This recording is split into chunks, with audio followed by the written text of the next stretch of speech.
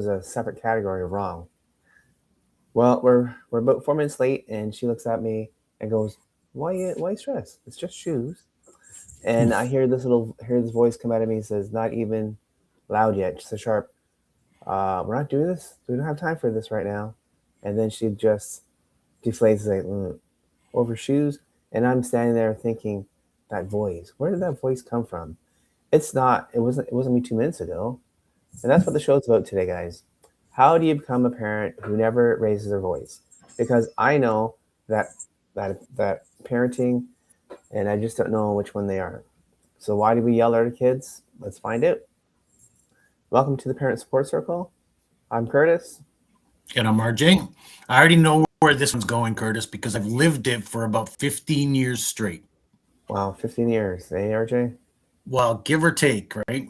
Look, Right. we're going to talk about the mechanics today. What's actually happening when you snap, right? And then some real tools, Yep. not the count to 10, but real ones. Yeah. Yeah, that's pretty classic parenting advice there. Count to 10. Yeah. I'm sure we all heard that advice, right, RJ? Yeah. Yeah. They say it's the participation trophy of parenting advice. Yeah, that's pretty funny. This one's for anyone or any parent that has ever felt a specific brand of guilt, where it's not even that moment of that was big, but it's that you didn't recognize yourself during that moment.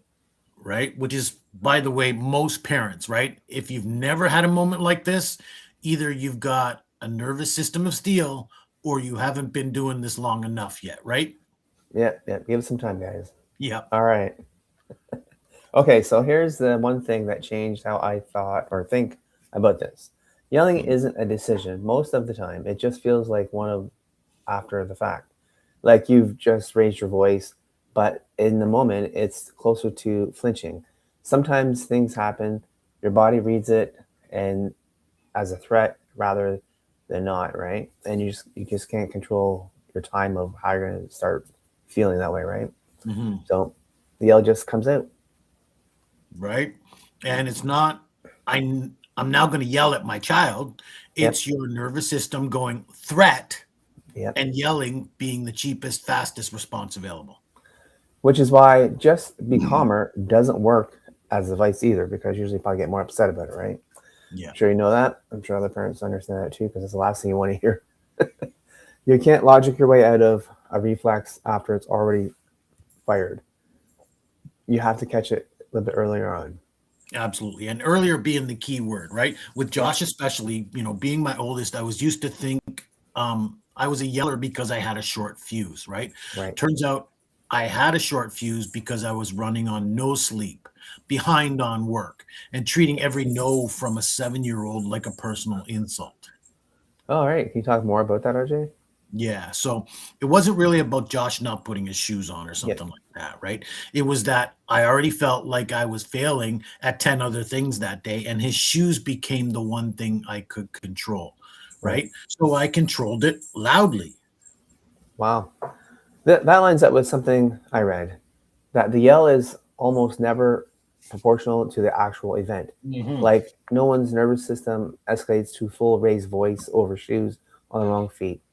The shoes are maybe a 2 out of 10 type of problem, right? But if you are already sitting at a 7 scale from everything else that's going on, the shoes are just what tips you over the edge and makes it a 10. Right. And the kid has no way of knowing that, right? From London's side, she just sees you go from 0 to Yep. 60 over shoes, right? She Yep. doesn't see the other 7 points you were already carrying. Yep. That's right, RJ. Which is honestly a little unfair to her when you put it that way. You know what I mean? Yeah, it is, right? It's not a moral failing either. It's just how the math works when nobody's tracking their own number, right? Right. And most of us aren't, we don't walk around going, I'm at a 6 right now, right? We Yeah. just generally feel fine until we suddenly don't.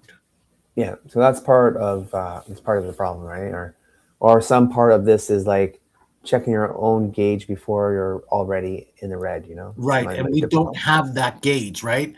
That's a skill, though, that anybody can learn. Nobody's born knowing their number. You Right. build it the same way you build any other habit by noticing it after the fact enough times that you start catching it earlier, right? And I've told, look, here's a tool I'll give people already: Yep.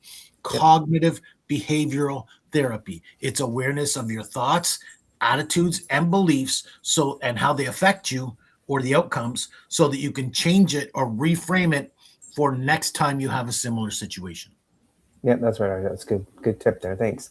All right. So here's the thing.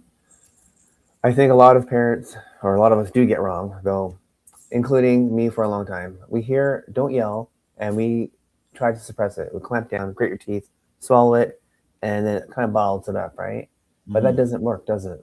No, because you're not removing the pressure, you're just capping it, right? Yep. You're putting a valve over it, and somewhere out along the lines, either later, earlier, sometimes earlier than later, same day, different kid, different reason, Hmm. or it leaks out at this cold, clipped, scarier version of yourself that, honestly, yelling, that's honestly totally worse.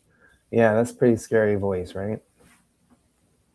Yeah, that's the quiet, scary voice, right?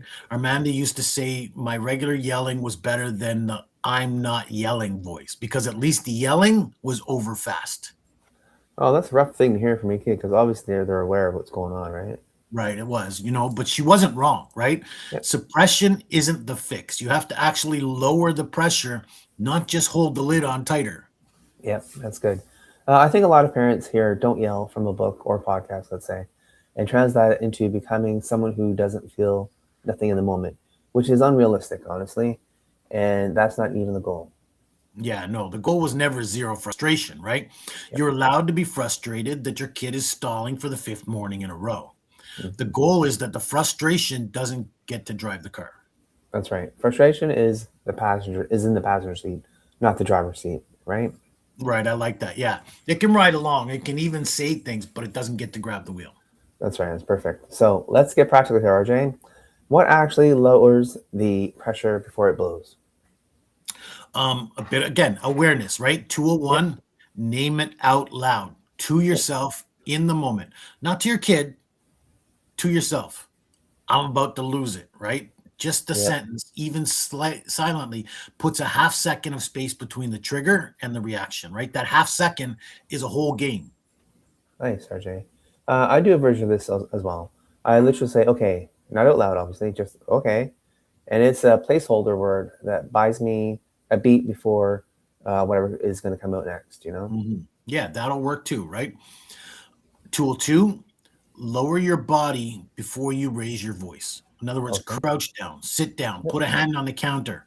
It sounds almost too simple, but you can easily or can't easily yell from a physically settled position. So Hmm. relax your body. Your voice follows your body more than people think.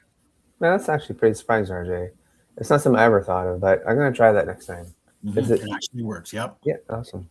Yep. Tool three, and this is the one I wish someone would told me 20 years ago. Yep. Deal with the 10 other things before they show up as anger at your kid, right? We're Yep. often we don't we don't take time to just slow down, breathe out, aware of the problems, deal with the problem. Like we like to put things off, right? Yep. So if you already know you're at capacity, bad day, no sleep, whatever it is, you stubbed your toe this morning, say it out loud to your Yeah. family. I'm Yep. running low today, right? I might be short. That's on me, not you. It doesn't prevent everything, but it changes what happens after because you've already named the real source, Right on, RJ. So it's kind of like because otherwise the shoe will take the blame for the whole day, right? right? Every single time. Yep. All right. Let's be a little bit honest here. Some days none of the three tools landed in time. You just yell. What then? So you try to use those three tools are not working. Yeah. Then the second half of this matters just as much as the prevention Yep. side, the repair. Right. And repair has a shape to it, right? It's not a Hmm. 5 minute conversation about feelings. It's short. Name what happened, own it without excuses, and stop. So do you want to explain what you mean by without an excuse? Okay, so I don't mean I'm sorry I yelled because I was really stressed and you weren't listening. The second you add the but, the Yep. apology stops being an apology and becomes justification. right? Kids Yep. hear that but, and the whole thing lands as it's still kind of your fault too. All right, that's interesting. Even if it's true that you were also stressed, right? Yeah, even if it's true, right? Save the context for later, for yourself, for figuring out your own pattern. In Yep. the moment with your kid, it's just, I got loud, that wasn't fair to you, and I'm sorry. And look, this is a Yep. hard one for people to accept, right? But Absolutely. we Yeah. have to own our own truth and leave it at Yep. that. Stop. Yep. Yeah. Just start being aware of where you're at, right? Yep. Okay. And then you said stop, meaning don't over explain it at that point. You mean? Right. Because over explaining turns into a kid comforting you, right? Yep. I've done this. Well, where I apologize so much and so long that my 7-year-old ends up patting my arm, going, "It's okay, Dad." That's backwards, right? Yeah. That's Yeah. a For kid sure. managing an adult's guilt. Short, clean, done, move forward. Yeah. That must be kind of funny looking, though. Honestly. But it happens. I Yep. guarantee it. Most parents have had that happen and they don't realize what's going on in the moment. Yeah. Maybe feel guilty about something. So RJ, if you could go back, what would you actually do differently with Josh and Amanda on this subject? I'd stop treating every yell like evidence I was a bad dad. Okay. That's what kept me stuck, right? And every time I snapped, I'd spiral into what's wrong with me. Yeah. Yeah. And that spiral uses up too much energy that I could have spent actually fixing the pattern. And look, I'm not going to lie. I've learned a lot of this stuff through therapy, right? Right. And you may need therapy. We're giving you some tools here today that we've picked up along the way. I didn't know this back then, right? I'd tell younger me, you're not broken. You're just Yep. under resourced, undertrained. I don't know what's going on. Get Right. curious about the pattern instead of being ashamed of it. That's pretty good. That's a pretty big shift, RJ. So from shame to curiosity, right? Yeah, it is. And practically I'd apologize faster, right? Yeah. Not a big production, just hey, that came out louder than it needed to, right? I'm sorry for that. Kids don't need a perfect parent. Josh told me as an adult, that's what he remembers isn't that I yelled sometimes, it's that I got better at owning it quickly. Oh, that's awesome. That's a good encouragement from your kids, right? So Mhm. he was actually saying that you were more direct, right? Absolutely. And he told me that I got better at parenting, right? A couple of years ago, out of nowhere, over dinner, he said something like, "You used to get loud, but you'd always come back and make it right. So it never Yeah. felt scary, right? It just Oh, felt like cool. a storm passing. I didn't expect that to hit me the way it did, but it meant something." Oh, that's pretty cool, RJ. So I believe that, and also think that the thing that nobody tells new parents is that the metric isn't that I didn't stay calm. It's that I didn't come back. Yeah, like, did you come back, right? That's Yeah. that's what the whole point is, right? Amanda t- you know, Amanda's take was a little different. She said Yeah. what helped her most wasn't the apologies. It was watching me get visibly better over time, Oh, right? good. Not perfect, just continually trending in the right direction. Work at it. That's all I can tell you. Yep. Work. You're not going to fix it now, right? No. Kids track trends more than they track individual bad days, believe it or not. Oh, interesting. Well, that's actually real encouraging, RJ, because trending in the right direction is achievable. Perfect isn't. Yeah, and perfect should never be on the table, right? Trending is always the real goal. I just didn't know what I was allowed to aim for. All right, cool. So, quick one here. My kid yells back the second I raise my voice. Do I let that slide? In the moment, no, but lower your own volume first, right? Yep. And this is again another technique I learned over time, but because again, I'm a loud person. Folks out there Yep. might recognize that, right? But again, lower your volume, talk a little slower and Yep. quieter, and your kids will mirror that, right? So, address the yelling back separately later, calm. Right. Right. Yeah. That's a good technique. Mirroring is good. I've heard about that. It's a pretty good technique for even like in an argument. It helps, right? So it helps the Yeah. kids too. So I yelled, and now my kid won't talk to me. How do I fix that?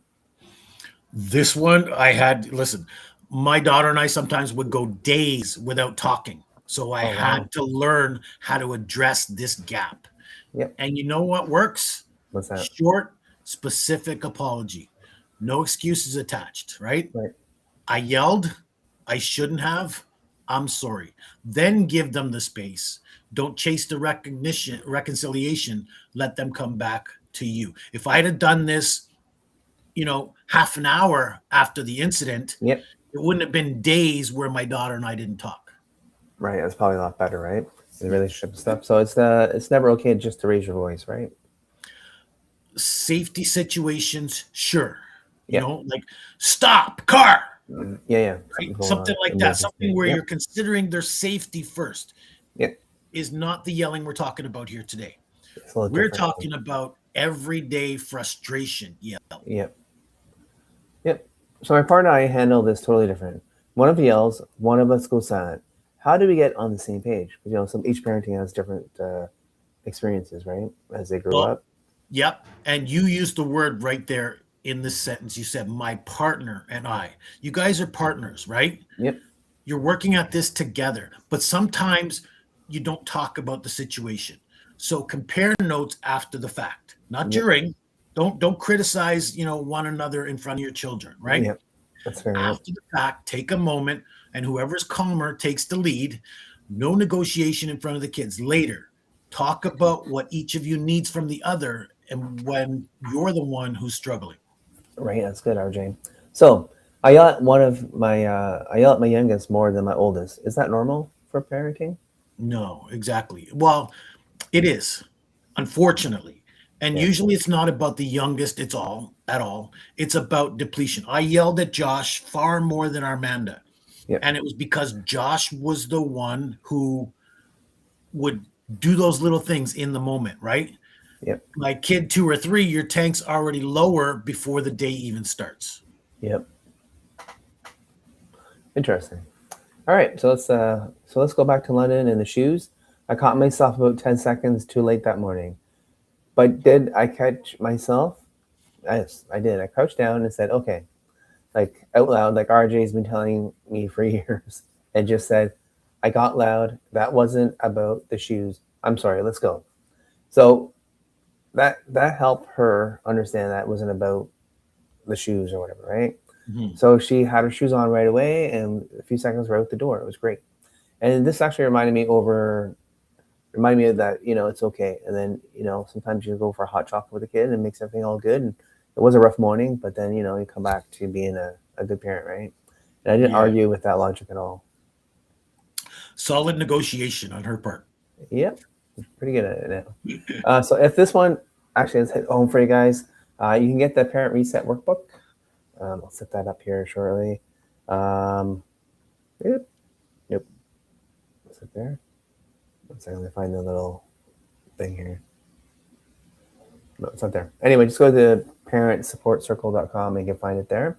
If someone else needs this help, please send them this podcast. If you are watching on Facebook, leave a comment if you like this. Or on YouTube, like and subscribe to the channel and ring that bell so next time we go live, you're notified. All right. Any other closing responses there, RJ? Just pick out one of the 3 tools we talked about, right? Yep. Try it once this week. Not perfectly, just once. And then don't forget to send us your shoe stories, right? Everybody has one. Yep, for sure, guys. Thanks for being here, and we'll see you next week. Thanks. See you next week.